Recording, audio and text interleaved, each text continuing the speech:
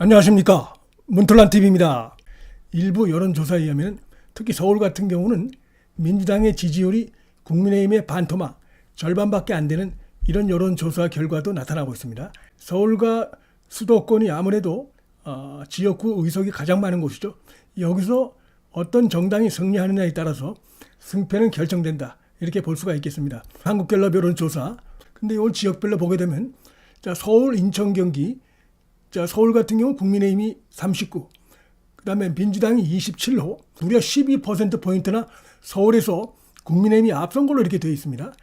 인천, 경기도 보면은 국민의힘이 33, 민주당이 31호, 그동안 그 민주당이 좀 강세를 보였던 인천, 경기에서도 1%포인트 차이지만 국민의힘이 앞선 걸로 되어 있는데 무당층이 굉장히 많다는 것입니다. 특히 그 연령별로 보면 20대에서 무당층이 53%나 되어 있습니다.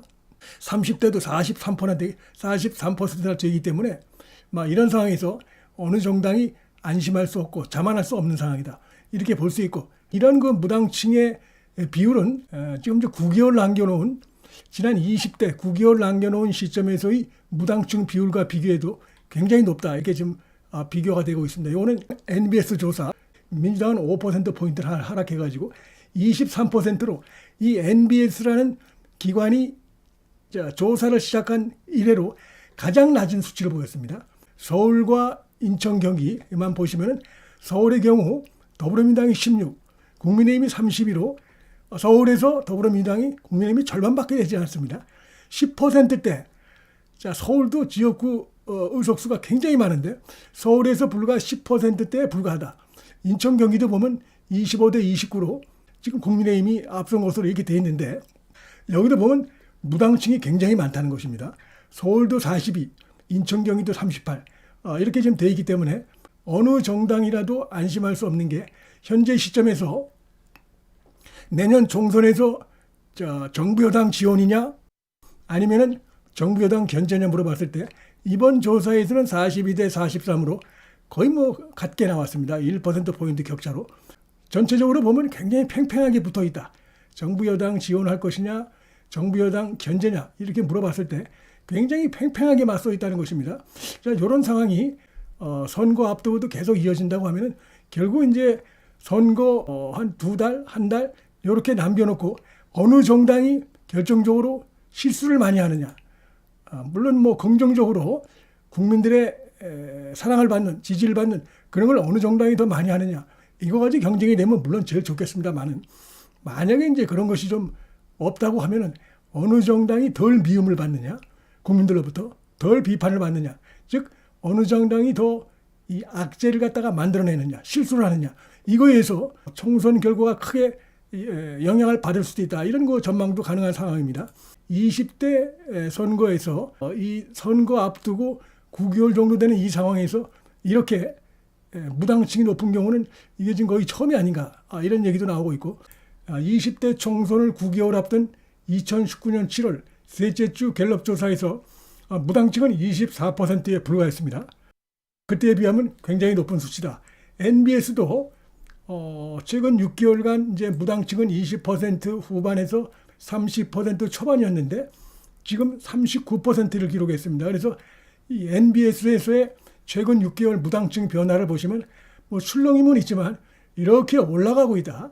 각 정당이 지금 각성을 해야 되는 그런 것은 분명한 것이고, 뭔가 국민들로부터 지금 불신을 받고 있다, 그다음에 신망을 받고 있지 못하다, 이런 걸 보여주는 것이라고 할 수가 있겠습니다. 세대별 조사에서 20대의 무당층이 53, 30대의 무당층이 43으로 굉장히 높게 나타났는데, 이들 20대, 30대가 거의 그 선거 성패의 관건을 좌우하는 연령대인데, 이렇게 무당층이 높기 때문에 지금 어느 정당도 안심할 수 있는 상황은 아니고, 이들이 과연 어디로 갈 것이냐, 이게 좀 초미의 관심사다, 이렇게 생각이 되고, 특히 여기는 공정에 강한 세대이기 때문에 거짓, 선동 이런 거 가지고 쉽게 영향을 받지는 않죠. 여기는 딱 봐가지고 어느 정치 세력이 지금 그 자신들 밥그릇만 챙기고 그 다음에 부패하고 이런 것들 잘 지금 보면서 판단할 것으로 생각이 되는데, 예를 들어 김남국 코인 사태 같은 거, 이런 게 이제 선거가 코앞에 왔다고 했을 때 결정타가 되는 것이죠. 선거 한 달 전에 터졌다면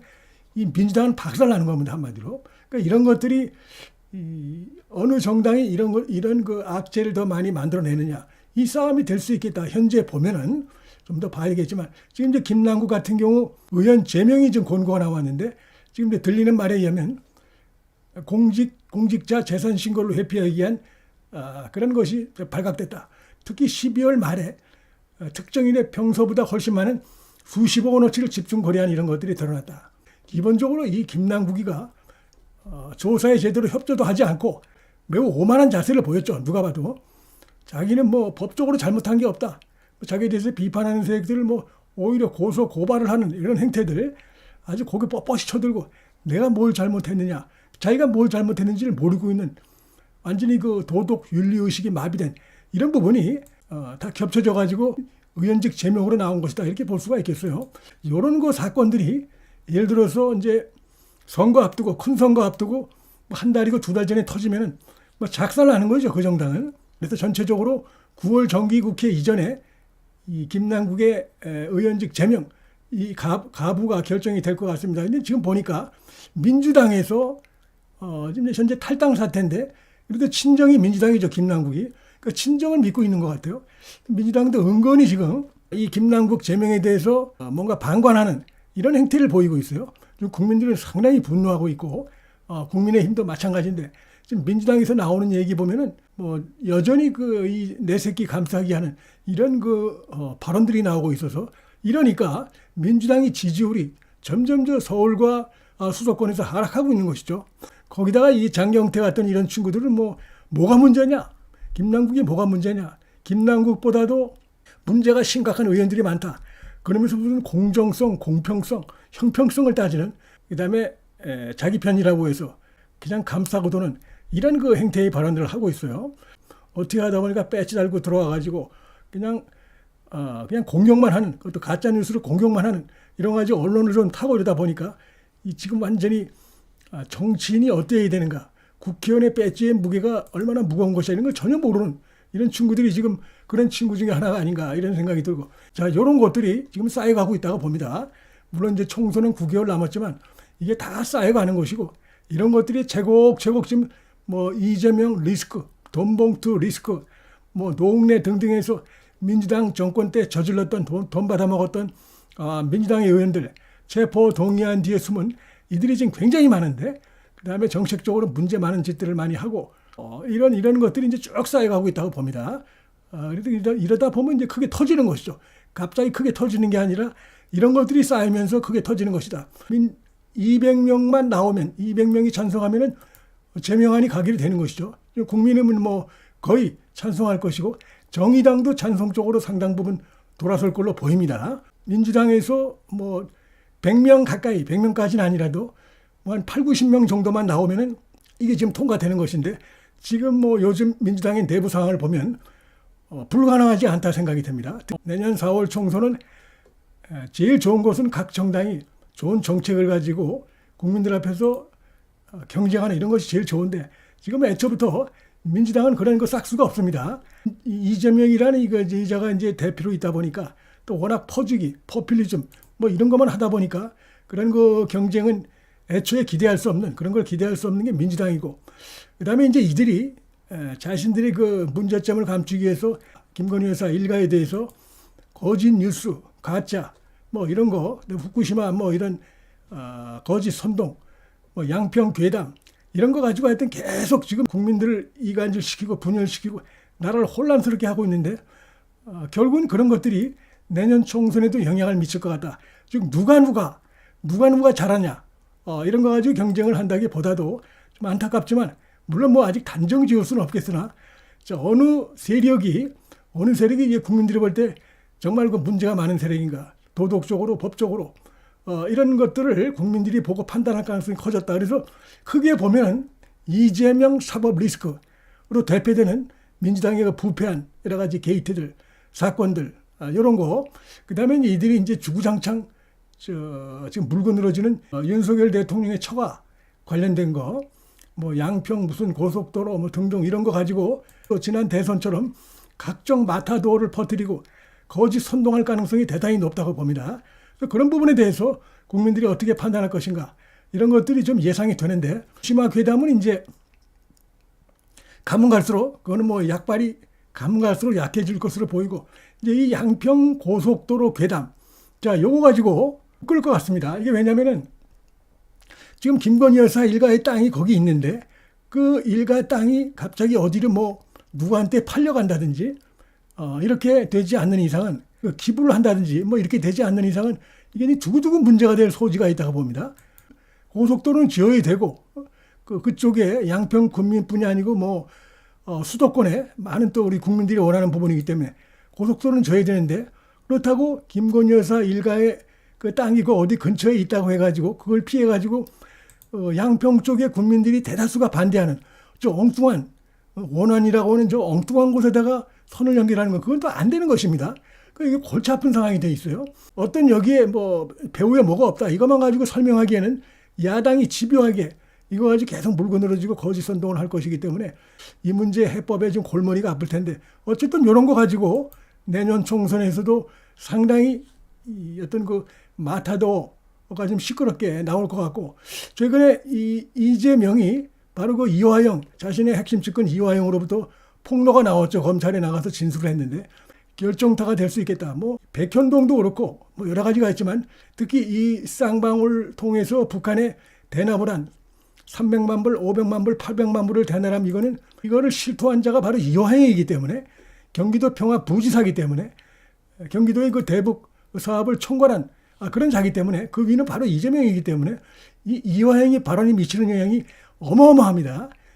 민주당과 이재명의 메가톤급이라고 볼 수 있는데 이재명이 구속되는데 결정타가 될 수 있는 이런 거 증거가 되기 때문에 지금 발에 땀나듯이 이렇게 돌아다니는 것이 아닌가. 자 이렇게 볼 수가 있겠습니다. 윤석열 대통령 장모가 법정 구속되는 일이 있었죠. 1년 1심에서도 1년 선고가 나왔는데 구속은 되지 않았었는데 오늘 2심에서 항소심 판사가 구속을 시켰어요.